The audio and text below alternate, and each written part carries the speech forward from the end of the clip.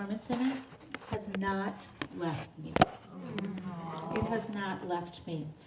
And as a high school teacher of Todd's, I've seen a lot of performances, and for a long time. Todd, I'm wondering if you could just, to begin with, give us a bit of a summary of the book. Of the book, sure.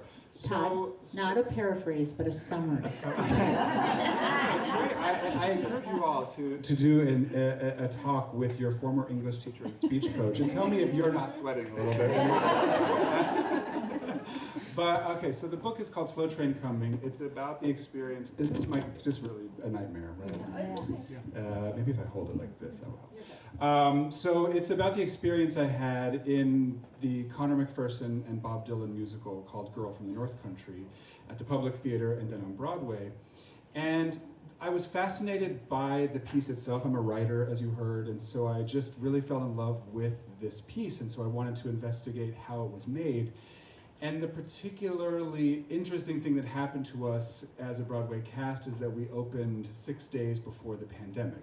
So we had worked for years on the show, had just opened to rave reviews and big audiences, and then, like everyone else, we shut down. A year and a half later, we came back. We opened, we closed, we opened, we closed, we opened, we closed. So I also thought, well, I'll write about that. And the play itself, Girl from the North Country, is about a group of strangers living in a boarding house in Duluth, Minnesota. And they are trying to get through the Great Depression. And so suddenly the world of the play started to feel a lot like the outside world that we were living in, and I thought that was interesting. And so those are the two major threads through the book, and the third thread is another form of struggle. I realized those two stories are about struggle, and I wrote about my own personal experience of coming from a small town and trying to be a theater artist in the most difficult place in the world to be a theater artist. So it's a book about struggle, and it's a book about ultimately pressing on and having a bit of triumph's the wrong word, about pressing on into your best self and getting to the other side of incredibly difficult times. So I think there's some hope. And it's all Dylan music. And it's all Dylan. Oh, I forgot. Oh, yeah, Bob Dylan. You've heard of Bob Dylan, right? Right. So Conor McPherson's play Girl from the North Country features a score of Bob Dylan songs arranged by this great British orchestrator. And the songs function as, Conor would say, the songs are God, and the play is just people struggling. So we were humans in the Great Depression, just trying to get to the end of the day. And every once in a while in the play, we just stop and sing the most beautiful arrangement of a Bob Dylan song you can imagine, and then the play keeps going. And he said, Bob's the honey and we're the vinegar. Yeah. So you can say no. Okay. But I wonder if you might just sing a bar or two. Oh. Should I set it up? I can do that. Should I set up what happens? So, So is that a yes? Yeah. Yay! I'm the person like you barely have to ask once. You know, people are like, you don't have to ask me twice. You really don't even have to ask me once. But so I'll set up a little bit of what's happening in the show. So my character, named Elias, is at this boarding house with his two parents. And I'm a grown man, I'm 6'6", you'll see when I stand up, but my character has the mind of a small child, and so he needs constant care from his parents. And I guess, spoiler alert, the climax of the play, my character dies. And there's this terrible, just so upsetting moment where the character who played my mother and the audience and everyone else in the boarding house learns at the exact same time that my character has died. And Conor McPherson, in his wisdom, decided that the best thing to happen after that would be a rousing, up-tempo song instead of, a sad ballad about death. And so, right when you learn that I've died, suddenly I appear upstage, all the way upstage, in the whitest white suit you can imagine, with the whitest white lights shining on me. I've said 2 lines the entire play. My character is nonverbal. Just a very physical kind of performance. And I sing the following. Okay? It's a Bob Dylan song. See if anyone knows what this song is. This microphone is really not great. What'd you say? Oh, I think I'll do it off mic. You can hear me? Okay. Yeah. So imagine. Terrible news has just arrived. And I step out and I sing. Listen to that Duquesne whistle blowing like it's gonna sweep my world away. I'm gonna stop at Carbondale and keep on going. That Duquesne train gonna rock me night and day. You say I'm a gambler, you say I'm a pimp, but I ain't neither one, no. Listen to that Duquesne whistle blowing, sounding like it's on a final run.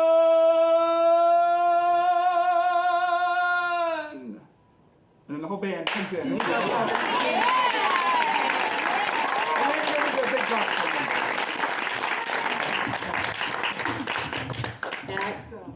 How about that, Brian? Did you know that song? Do you know that Bob Dylan song? Yes. I just have to say, I have goosebumps. We saw you, and that was like the highlight of the show for me. Oh. I couldn't get it out of my head. Thank you. And Thank you. I just, Thank you so much. Thank Thank you. you. Thank you. Thank you. wow. Right, that first note, right? What Well, I note had is to that? it's an F sharp. I don't know if I just sang an F sharp there, but I had to give myself an F sharp off stage. You know, I had to like blow the, and then I had to wait. So in my head I'm like, and then I had to go on stage and do it. And one night I started too high. I started singing and I went, I know I'm too high. I'm too high. I'm too high. What do I do? I'm singing. I'm too high. I'm a cappella. The band's gonna join me, and I'm gonna be in the wrong key. What do I do? Meanwhile, I'm doing the song. I'm walking around stage doing the song, thinking, and then I'll shut up. But then I just had to figure out like how can I slowly work my way down a half a step. And I'm so grateful to my music teachers for that one. So when I started teaching, I started in Alliance, Nebraska, which is where Todd was living, and I had your oldest brother. Yes. He was a senior in high school. I also had your second brother, Trevor. Not my first year, but my second year. But Todd was about this tall at that time, and his uncle was the basketball coach. And Todd was playing basketball. And I found out he was this amazing pianist, and so I asked him to play for the church choir, which I was directing. And we were awful. I would say to Todd, play loudly. And so he's an amazing pianist. And so we got to know one another. And by the end of your freshman basketball season, you were on the speech team, right? Yes. And at that time, though, Todd would not come out from behind the piano. He couldn't sing. That's what he said. I can't sing. And no one had really heard him sing. No. And so part of high school for you was getting you out from behind that piano. In many, many ways, in many metaphorical ways. Yeah. That is true. Yeah. Right. And then once you came out from behind that piano, that bug sort of Yes. caught. But it wasn't until what year? Yeah, maybe 10th grade. We did, you directed a production of Bye Bye Birdie and Yes. cast me in Bye Bye Birdie. Yes. Yes. I Yeah. think that was the first time I sang publicly. Uh-huh. Yeah. Yeah. Mhm. And so you can imagine for the entire community to hear that voice, right, was something else. Nobody cared about the 3-point shot after that, right? Yeah. Yeah. So we go way back, but we have some history in the arts together, and we'll talk about that a little bit more too. And also, as we talk about the story, we have characters from your life here, Yes. right? Yes. Yeah, and so we'll introduce them as we go here too. There is an element of the story that you're talking about. I'm sorry, I think I called your book already the wrong name. Slow Train Comin', I think I called it Girl from the North Country. But Yeah. it's on the title, it's a subtitle, but I want to get that right. There's an element of intersection in this story and a synergy of the lives of the characters in this book, and that's much like real life. This collision of the ordinary becoming the extraordinary, Mhm. or at least determinate in our nature, is very prevalent. Mm.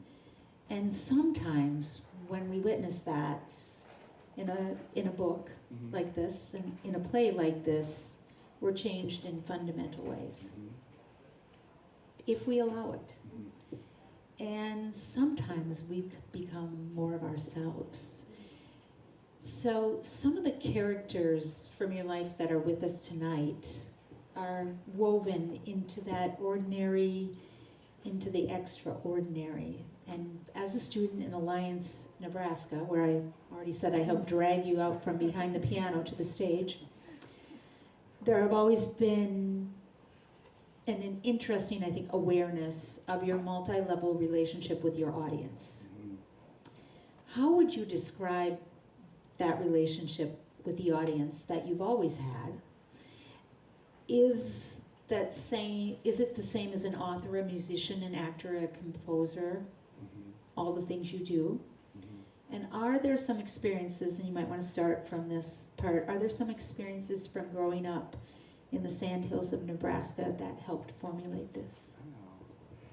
The relationship to an audience is something it's been changing in me as I've been getting older. My parents are here tonight, and they're so wonderful. I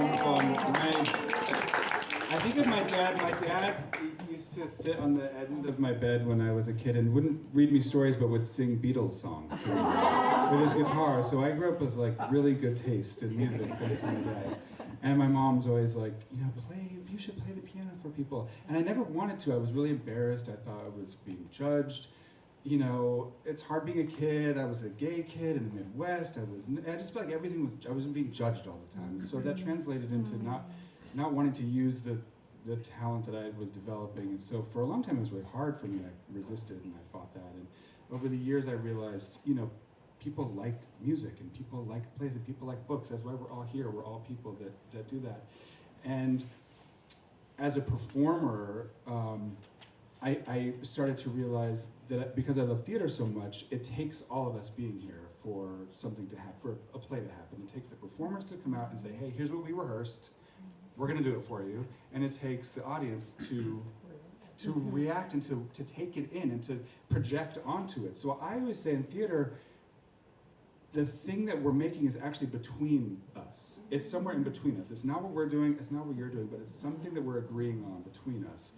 And it took me a long time to realize that's my relationship to the audience. Like, it's almost, in a way, my job to go work really hard and perfect something as best as I can, and then come out and say, hey, here's what I did. Here's what we made. We're going to do it for you.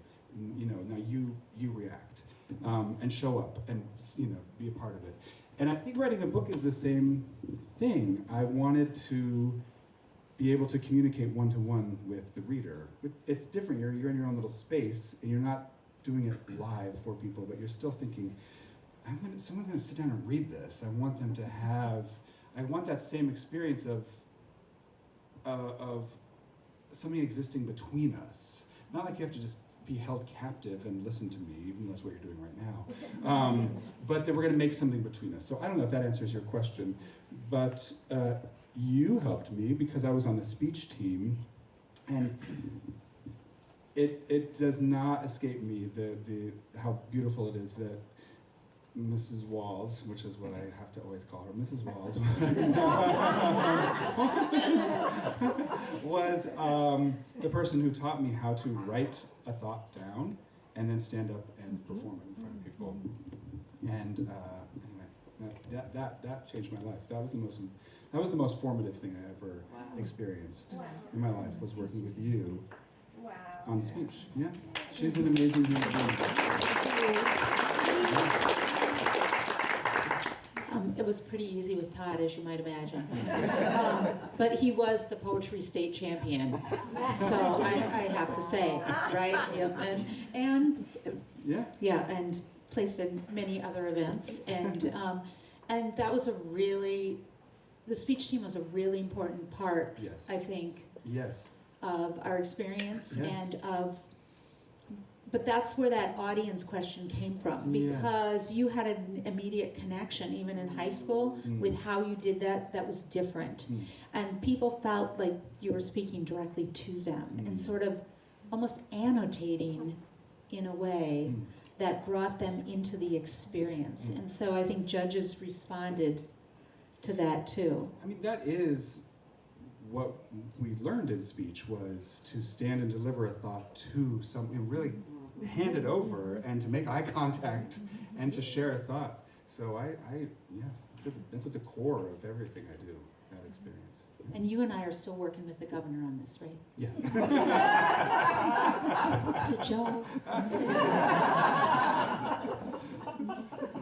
I also met my very best friend Shannon, who's here tonight. There she because is. Because of speech, she's the greatest.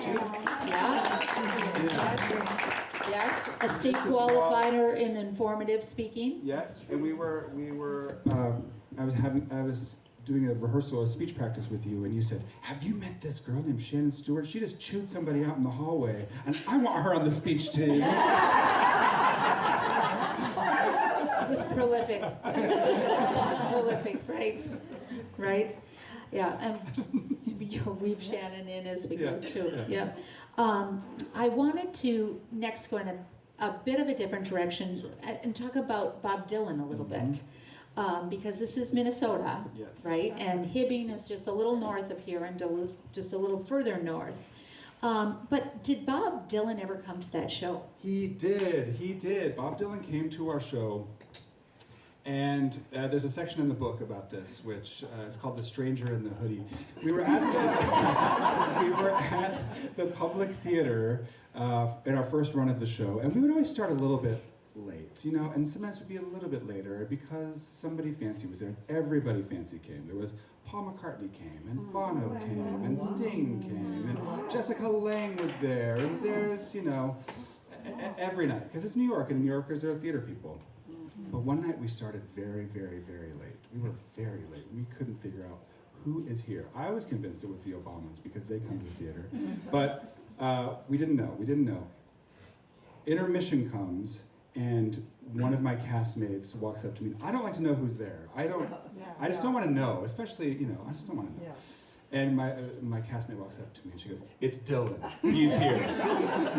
Now, Act 2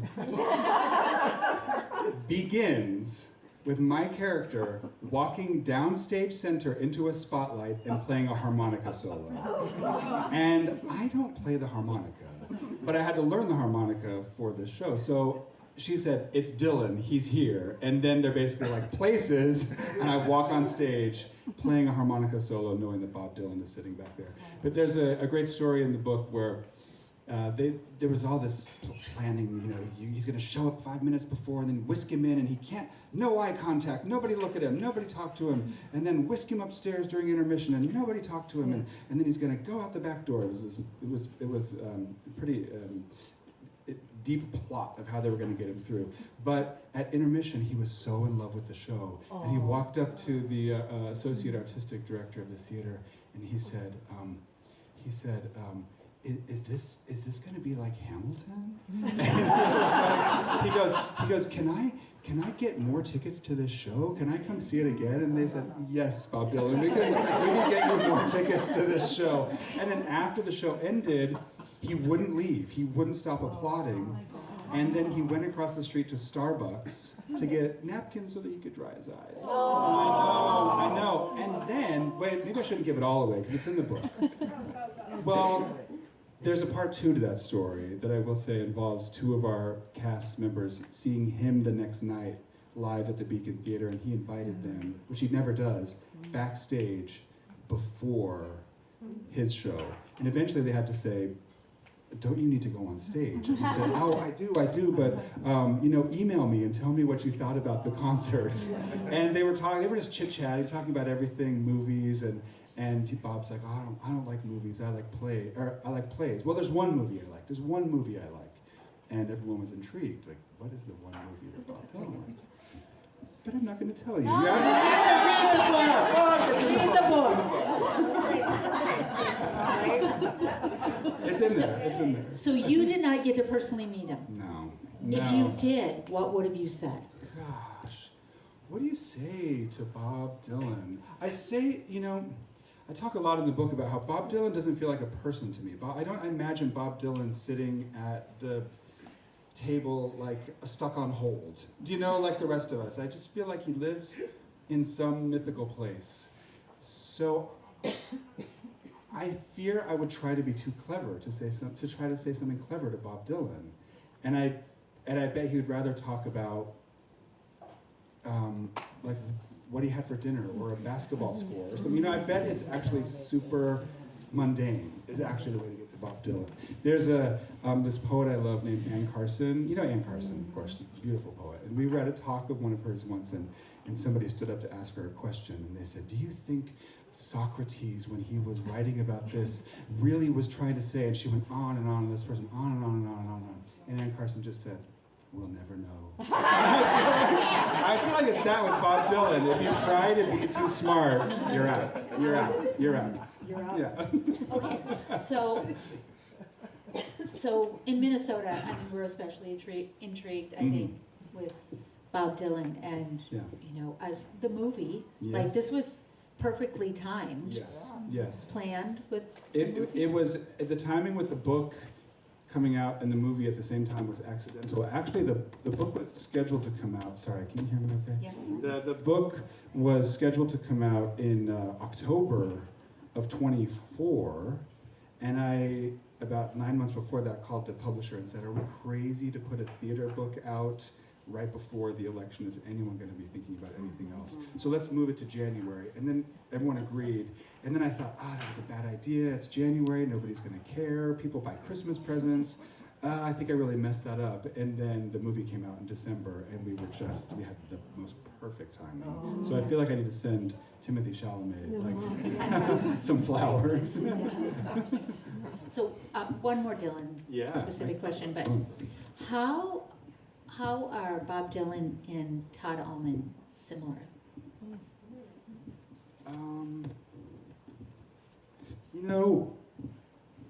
I'll go one step further and say I think I relate so strongly to Bob Dylan and our playwright and director Connor McPherson, because both of those artists seem to be very interested in the questions of the world and not necessarily the answers of the world. And I feel like they're just always stirring up deep, mystical, sometimes religious, very human, very complicated questions. And I think those two writers like to live in the mystery of that. And I would never claim to be, on the level of either of those two great poets, but I find myself similarly drawn to, I don't like theater, I don't like art that bosses me around. You know what I mean? I like art that provokes a lot of thoughts and maybe bugs me a little bit, or maybe shows me something I don't know how to handle, and then just lets me deal with it. And I think Bob Dylan is really good at that, and I try really hard in the things that I write to do that as well. The show that you just heard about, called I'm Almost There, was an adaptation of the Odyssey, but it's just about a man being lost in his apartment building trying to get to the front door. And he just keeps getting pulled into apartments and encountering, just awful neighbors, but it's really just aspects of his own personality. But I never wanted to make it clear. I never wanted to make it make sense. I always thought it's better if it's strange and time doesn't mean anything, and suddenly it's 10 years later and I'm still stuck in that apartment, and the person who's at the front door is still waiting for me. So all that is to say, I enjoy the unknown in the same way that those writers do. Yeah, and Bob Dylan's the best at that, I think. I mean, are people here are Bob Dylan fans? Yeah. Yeah, right? The greatest. I'm going to push you a little bit on this, Todd. What about being from the Midwest? Like, my thought for you, and I think confirmed maybe by others, is that the Midwest sort of is such a part of you, maybe even haunts you a bit, Yeah. but you reject kind of moving back to the Midwest in some ways, right? I mean, I'm not saying that exactly right, but No, you left the Midwest, Yes. but you really haven't left the Midwest. Like Yes. it's kind of works its way Yes. into all kinds of things. Yes. And Bob Dylan walked off that stage at the talent show, Yes. in Hibbing and kept going. right? What does he say? He ran away from home 17 times. Yeah. 17 times and was taken back 16, I think, or something like that. What do you think? Or is that just an off question? It's an amazing question. I grew up in a small town in Nebraska with my wonderful family, and I just always felt like I had to be somewhere else, or I don't know. I kind of feel like I kind of ran away from something. But you're always, wherever you go, there you are, kind of thing. And so I do. My husband says, I'm not a fan, he says about me, I'm not a fan of organized religion or of the Midwest, but that's all I write about. So I'm obsessed with it. What is it about the Midwest? Why do we like the Midwest? Why do you like the Midwest? Why are you here? Who are you? Well, I grew up on a farm in Iowa, just south of Iowa City, where the University of Iowa is, and it's all Welsh. Oh. I'm a Jones. My sister's name is Gwen, and my grandparents had 2 crank Oh, the phones. phones, This is yeah. all before me. Yeah. We didn't procreate a lot, so Yeah. you did it. Big jumps. Did you feel like that's where you were bound to stay? But when I was growing up, I was a dancer, and 2 weeks after I graduated from high school, I toured with a dance troupe in Italy and worked nightclubs and casinos. Amazing. So you for had a the year. similar Yeah, thing and of my like getting folks were away. always going, go, do it. Well, we did our family genealogy once, and there's always been a kind of Midwestern vibe to our entire family, so I feel like it's deep in my bones. And I will say that, and then I'll come back to you, but I will say that I feel like I encounter all problems in life by thinking as a Midwesterner. I can't stop being a Midwesterner. Everything I do, I show up early to everything. I can't stop. I make myself sit at home and wait, and I look at the clock. I'm like, you're not going to leave for another 20 minutes because you can't get there early and be the first person there. And even when I do, I end up being the first person there. So anyway, it's just in my bones. Yeah. I think there are really interesting elements of that come up Yes. in the book. Yes. My dad worked on the railroad. There were trains in my life. Yes. Yeah. Yes. Okay, I want to talk about writing Yes. a bit. So we have 2 other guests here that highly influenced your writing. Yes. You have managed to develop your voice, and it's a consistent voice in many modes. I would say you have your voice singing, right, vocalizing. That same voice comes across in piano or in instrumentation, in your acting, and in your writing. But I think it began to emerge in your writing. So, Mr. Foy, the assistant speech coach and your 11th grade AP English teacher, is here tonight. Yeah? Could you share some writing ideas from that classroom that are formative in your writing?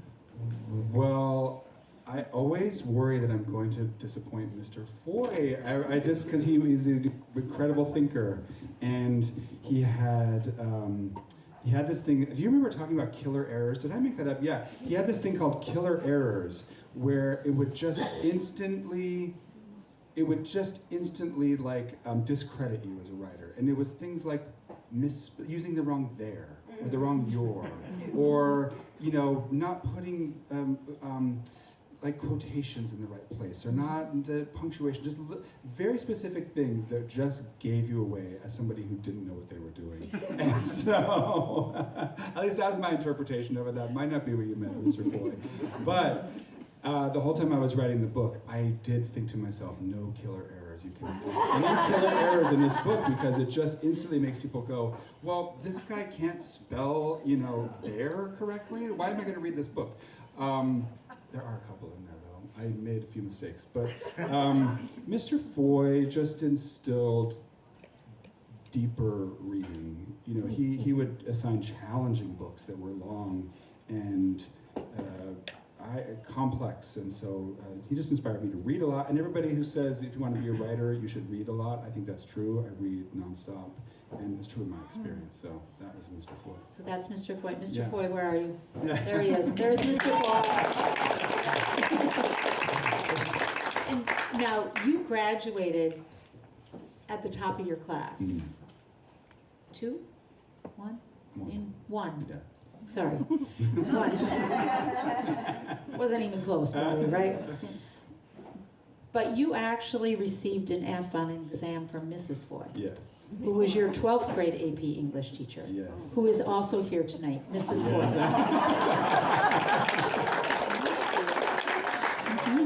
I did. Do you, we talked about this story, Yes. and you talked about Mhm. how you are still struggling to find the meaning in that Mhm. F. So can you talk about that? Because I think that really impacts your craft, Yes. and most of all, your preparation. Well, yes. I think the thing I learned from that F, which is the only F I have ever received in my entire life, it wasn't my fault. But here's what I mean by that. Here's what happened.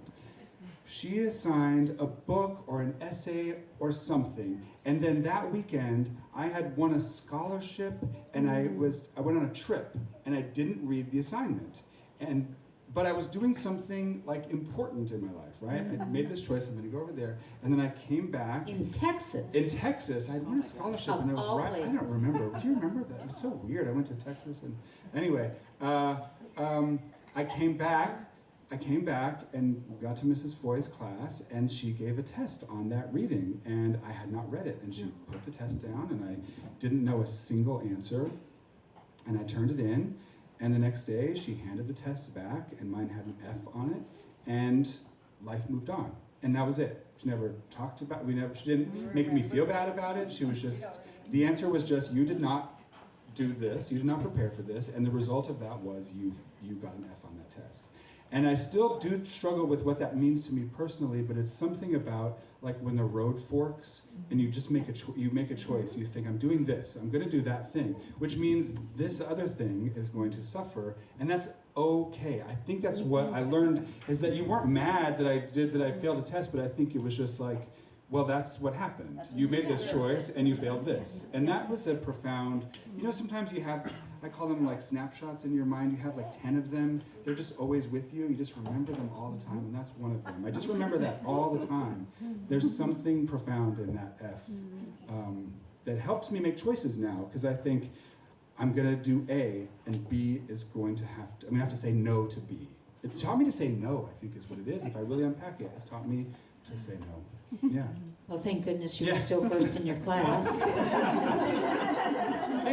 Right, but that's really an important thing. Yeah. Yeah, and so when we were preparing for this, and we were thinking about who we might invite, Yeah. right? Like, Yes. we talked about writing teachers work really hard and get very little credit for what they do. But from your book, I can think of you reading this book as a young Todd Almond. Mm-hmm. in Alliance, Nebraska. And because you would glean on to things that were like lifelines, it felt like to me. What would be a few of the lifelines in this book if you were reading it as the young Todd Almond? Not that you're not young, but the younger Todd Almond, you know. It never occurred to me growing up that, you know, I talk about my friend Shannon. She always showed me good music or good films or good books. She would hand me Kurt Vonnegut, a stack of Kurt Vonnegut books, and go, "Oh, you got to read these," and then we would just obsess over them. And it never, I think, in reading Slow Train Coming, if I had read that as a young person, it would maybe have made me realize, oh, I can go write a book. I can go be in a musical in New York. Because I talk about that in the book of, you know, being from a small town and having a dream about doing something. I'm not sure if I'm answering your question correctly, but my husband was really good at that. You would watch movies and realize, oh, I'm gonna go to New York and go to all of those spots that were in that movie. And I think that would, if I had read this book as a kid, it would have made me think that, oh, I can actually go to New York and be in a play. And I never thought that was real. I think there are also, like, I learned a lot about theater Yes. reading the book. Yes. You know, I see, not to cut you off, but I see what you're saying. There's a lot in the book about how theater works if you're not a person who makes theater. Just very simple things, like this is a technical rehearsal, and this is what happens at a technical rehearsal. So I think the young nerd in me would have said, Shannon, this is what they do. They do a tech rehearsal, and this is what you do. And yeah, it would have excited my curiosity about the nuts and bolts of making a piece of art. It's so mystical, right? You see a play or a movie, and you think, well, that always existed. Not people didn't make that. I don't know. It always was there. But you realize it's just nuts and bolts that put it together.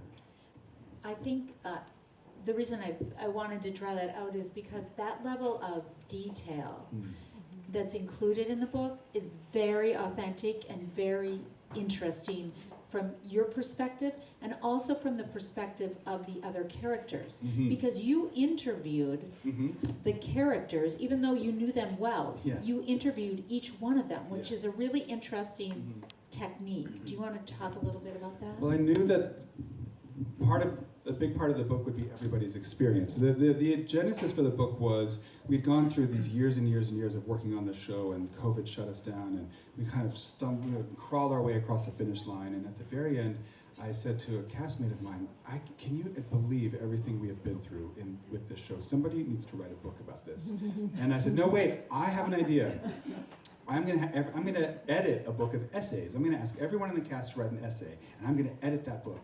And she went, "I don't know if people really want to do homework like that." And I said, "Okay, fine. Okay, no, this is what I'm gonna do. I'm gonna interview everyone." So what I did was I interviewed all of the creators from London that I didn't know who had worked on the show, and then I interviewed every cast member for about 4 hours. We would just sit and talk, and it was fascinating to sit with people that I had lived through such a difficult 4 years with, and to say, what was it like for you? Let's talk about that one day. What was that, where had you come from that day? What was happening to you? And to do that with everyone you've ever worked with on a production, I recommend it to anyone in this room. Go sit with somebody you have worked with for a while and have a 4-hour lunch and ask them questions about their time with you, because we don't do that. We don't actually get to know people on a deeper level like that. And so it was nice. Everybody was so open and willing to share difficult stories, and some of them are in the book and some of them are not. I just want to make sure that people who are thinking about purchasing the book, right, understand that is in that, or reading the book, or checking it out from the library. Yes, you'll hear so many stories from people that were, a part of it, and everybody's got such a unique perspective on what happened. And I think that story strand is very interesting throughout the book, and you get to know not only the characters in the play, but the people who are the characters. Yes. And I think that's a really interesting, unique part of the way that you wrote it, that I think is also part of, that authentic interaction that you have with your audience. Yeah. I think part of writing something like this is deciding, well, if I'm interested in this, and I can express it, then the reader will be interested in that. You know, someone's enthusiasm is contagious. So yeah. So now I want to talk about life and death a little bit. Okay. Okay. You did an interview in the New York Times with Laura Collins Hughes, Mm-hmm. and you were asked the question, "How did Girl from the North Country change you?" Mm-hmm. And you discussed how it made you encounter mortality. Mm-hmm. And here's what you said: "I think it was simply the experience of living and dying every single day. My character, living and dying." Mm-hmm. How does this change look like in real life, in your daily life? There's a thing that happens before any performance of any play you will ever see. There's something that you don't see that happens right before the audience comes in, which is called the fight call. And the fight call is any actor who participates in any kind of violence on stage, with a slap, a push, a wrestle, if there's violence, you practice it before every performance to keep it safe. And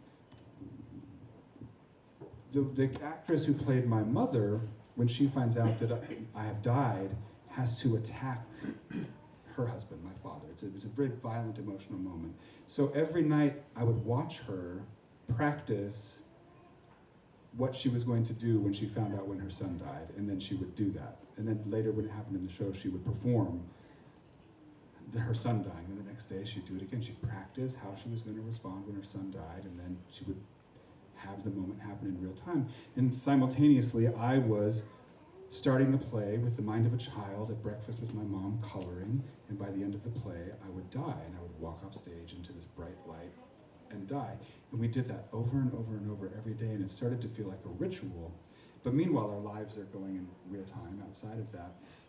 But I think that kind of meditation on death and being reborn and encountering your mother over and over again and saying, well, maybe if I try the scene a little bit differently this time, I wonder how that will change things. But then, of course, the play ends the way the play ends, and you can't actually change it. So you start to question things like fate and what's the word I'm looking for? Like you can control your own destiny, and you get multiple chances to live this life and find as much wiggle room as you can, but you're still going to end the same way. So to answer your question, after all of that was over, and I'd done that over and hundreds of times, over and over and over, it just made me look at my own timeline a bit differently and realize I don't know how to practice for what's coming, and I don't actually know what that will be, but I will now value all of those relationships and interactions a whole lot more than I did before I started this. Yeah. So sort of a meditation. Yes. And then you really go on in the book to relate some of those pieces to real life things that are happening Yes. to you and the cast. Yes. And maybe the pandemic really exacerbates all of that. Yes, suddenly we were actually dealing with life and death. We had friends in the business who died. We had our stage man. We lost our stage manager between the transfer to Broadway, and it was such a beautiful place to come every night, and it was like going to a church service that you love every single night. Like we would just sit and perform and listen to this play, and then go out to the real world, which was chaotic. And then after the pandemic, people were just watching the play in their mouth. All we could see was their eyes. And suddenly they could hear the play differently. I could tell. Imagine, after the pandemic, Mare Winningham, wonderful actress Mare Winningham, standing in front of you and singing, how does it feel to be on your own, a complete unknown, with no direction home? How does it feel? Like a rolling stone. And you could just feel the audience wanting to answer her, like I know exactly how it feels. So, yeah, the pandemic suddenly brought that mortality even to a sharper focus, and it gave us even more of a reason to do the play every night. And I think the pandemic part of this, right, how crucial that interaction that you talked about with the audience Yes. is, and what a toll uniquely the pandemic took on Broadway and on theater and on that sort of communication, and on that sort of humanity and empathy. And I think even today, we see the real outgrowth of, what really was illustrated and happening on Broadway. Yeah, I think people needed to come back together and be in a room, and that's the beautiful part of theater that's always existed, and then suddenly it felt profoundly important after the pandemic. Yeah. So Todd, we're near the end here. I know, so fast. So I'm actually just going to take a little bit and read a little bit from your book, if I, just a little to wrap us up, and then if you want to take a question or two. This is actually from the afterword in the book. And this is in March of 2024, Girl from the North Country was going to be in Boston for 1 week. And I think that's right. Yeah, They were they were on tour. Okay, Yeah. all right. And you were going to play your part even though you were out of practice, you felt. Yeah, they'd asked me if I could step in for a week because of some casting issues. They just needed me to cover 1 week, and I hadn't done it for, a year and a half. Right? But you did. But I did. But you did. Yeah. Right? And I'm just going to skip to this part. So I prepared as best I could, and 2 weeks later I took a slow train up to Boston, which obviously seemed appropriate. After my first return performance as Elias Burke, which went better than expected, I texted Mayor Winningham, who had asked how it was going, and you said the physical and emotional recall has been overwhelming. And also the calm I feel. I didn't know that maybe before I had some level of anxiety. Overall, it's thrilling and like a gift. I get to have another encounter and a unique farewell. But what I could have never expected happening was that my mother called me the day after my second return performance with tragic news. My cousin Beth, who was my age and with whom I'd grown up, had been found unconscious in her home because her oxygen levels were so low her brain had suffered damage, and she was already in hospice care. I'm skipping a bit, but I sat in the lobby of the hotel the cast and crew were staying at and just cried on the phone with my mom. Images of Beth from childhood lighted up the deepest corners of my brain. Beth and I, along with my brothers and her sisters, grew up 1 block away from each other in Nebraska. Our dads were brothers. They both worked for the railroad. Our lives were filled with trains. And so that's what the Girl from the North Country unexpectedly became for me that week in Boston. A show about my cousin Beth.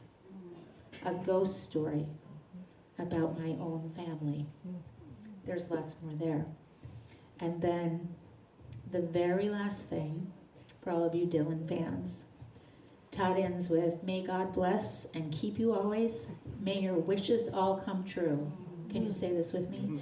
May you always do for others and let others do for you. May you build a ladder to the stars and climb on every rung.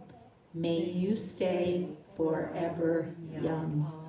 Yeah, you gotta read it. You gotta read it. Thank you. Do you want to take a question or two, or do you just want to sign books? Yeah. How about we do One? two questions? What if we do 2 questions? Does anyone If have a has question any. for Todd? Yes, sir. I have a question. Sure.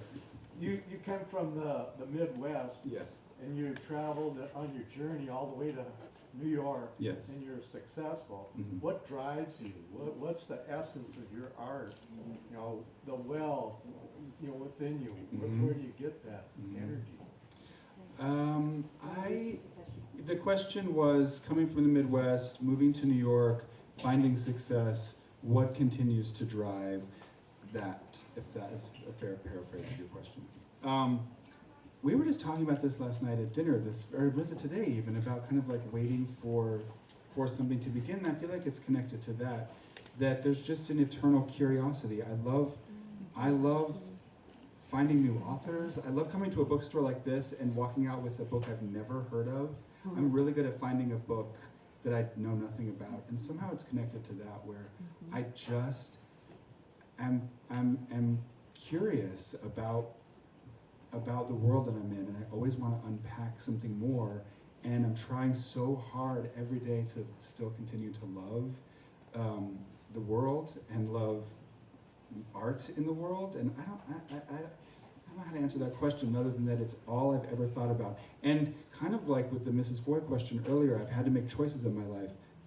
Am I going to pay this bill or am I going to write that play? And more often than not, I'm like, I'm going to write that play. I'll figure out how to pay that bill some other day.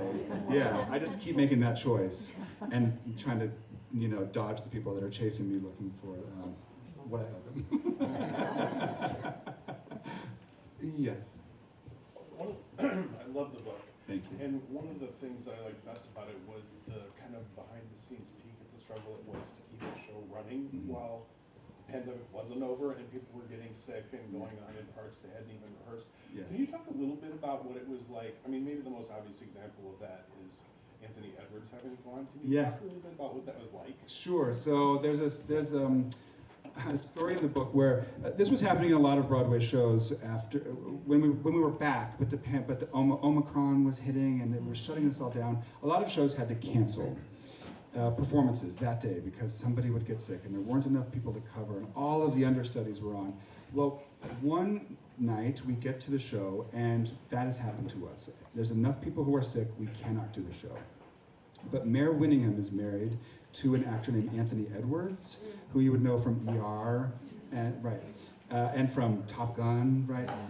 And they decided, he had seen the show many, many times because he loves his wife and he's such a fan of the show. So they called him and said, hey, Tony, do you think you've seen the show enough times that you could go on for one of the characters? And before he could really think about it, they had him in a car. He was at his house in upstate, driving down, running lines on the phone with his wife. They put him in a costume. We were standing backstage to go on. We ran through a couple of scenes before the audience came in. He had never rehearsed the show a day in his life. Never occurred to him he was going to be in the show. We're backstage. The audience is in the Broadway theater. I look at Tony in the eyes. He's got these little glasses on. He's playing the doctor, and he said, I am living the actor's nightmare right now. And the actor's nightmare is a real thing. It's a thing that most actors suffer, which is if you have an anxiety dream, the dream is that you're in a play in front of an audience, but you don't know what the play is. Or you don't know what your lines are, but you're on stage. The curtain's going up. So he was living it for real, and the producer walked out on stage. This was great. The producer, who's a British guy named Tristan Baker, walked on stage, and he said, ladies and gentlemen, I'm so sorry to tell you that we don't have enough actors to do the show tonight. And they all, oh, boo, boo, boo. He said, but the man playing our doctor is not able to be here tonight. And so I asked the audience if there was a doctor in the house. And it turns out we got the most famous doctor in the world to come on and play the show. So the show can go on. And he did the show for the next, 10 nights. I know. Can you imagine? Someone calls you and says, can you go into a Broadway show 2 nights in a role you've never even rehearsed? Yeah. But that was the mindset during the pandemic was, we have to do this. And it wasn't like the show must go on, crack the whip, we got to make money. It was more like, no, we have to do, this is our task in the world right now, is to, our job is to do this show for everyone out there with their faces covered who came to the theater tonight to see this show. So thank you for that question. That was a really thrilling thing to live through. Tony's still, if you bring it up, his eyes wide. I think he's still stressed out about that. These are so good. Just one last one. Do you ever encounter writer's block, or how do you, like right now, I feel like there's so much coming at us. Every hour you gotta check the TV if you have to put your gas mask on now. Sure. And I have to write a piece and I'm having the hardest time getting it done because this is all coming in. What do you do to block that out? The question is about writer's block, especially in the world today where every day feels like a new fire. Every hour. Every hour. Can you not look at your phone? Is that possible? I mean, I don't know. Do you know, it's a cliche, but I think it's really true if you just sit down and start. If you're like, okay, I'm going to write, and I'm just going to write like this really it is awful. I'm really unhappy sitting here right now because everything. If you just start sometimes. I have a friend, Kimber, who's actually in the cast with me, who always says, the best advice I ever got was go before you're ready. And I feel like it's somehow related to that. Just go. And then suddenly you will have been doing it for the last 10 minutes. Do you know what I mean? It's like, just go. Just do it. I don't know how to say it other than that. Yeah. I heard an interview this morning, and a magazine editor, the person who broke the story on Deep Throat, I can't remember, I should have written his name. Yeah, but no, who Deep Throat was. Martin Fell. Yes, this morning, and I wrote this down. He said, writing is the daily push toward excellence. I thought that was a really, I don't know if that's helpful with writer's block or not, but I thought sometimes, you know, when you don't feel like it, you can push forward towards that excellence. I have a coach who works with me, like exercise-wise, and she's always like systems over goals. Like just habits are better than like desires. Just if you have a system, just do it. Just sit down and do it. And you don't have to start at the beginning. No, you can start writing in the middle. You don't even have to write what you think you need to write about. You can just write something else. Just sit and just get your hand moving. Yeah. Okay, well, we're past our time, and those were all of your questions were super interesting. So thank you for that.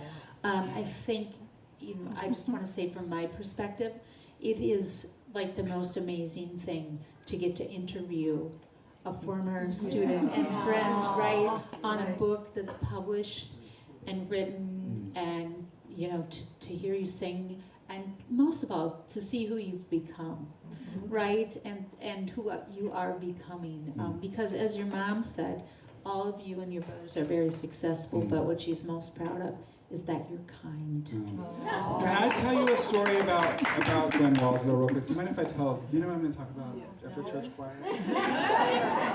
Sure. So imagine small town Nebraska. I'm 15 years old maybe, and we are doing church. We're at church choir. It's cold winter night, Wednesday night rehearsal, and Gwen has picked me up, taking me to rehearsal. She's now driving me home. And I'm in some kind of moody teenager place, and I say something. I don't know what the words I said were, but Gwen, it alarmed Gwen enough where she pulled the car over. She stopped. She put her hand on my shoulder. And she said, "Just want you to know, I know what you're going through, and you're going to be fine." And that was the first time an adult had said that to me and made me feel like that was true. And so I am so eternally grateful to Gwen Walz for everything she's done for me. But that specific moment really changed my life. So thank you for that. Thank you for Teachers. Yes, so now you're going to sign some books. Yes, but I don't know where. Right back here. I think this book, I'm just pitching it, but I think it's a good gift. I think it's a good read. I think it's inspirational. And Todd will sign your book for you if you have it tonight. Rachel will tell us where. Yep, and thank you all for being here. From deep in my heart, I'm so proud of all Minnesotans, especially those who read, right? Come to bookstores, right? But I am so grateful for all of you and for our state and for the way we see forward, even though it is harder by the day. I know that, and I know there is much work to do and much we can do, and know that Tim and I are proud every day to be of service in the state, and we humbly thank you for that opportunity. So I just want to say that since I get to be in front of you, and the governor's not taking my microphone away. Thank you very much. Thank you all.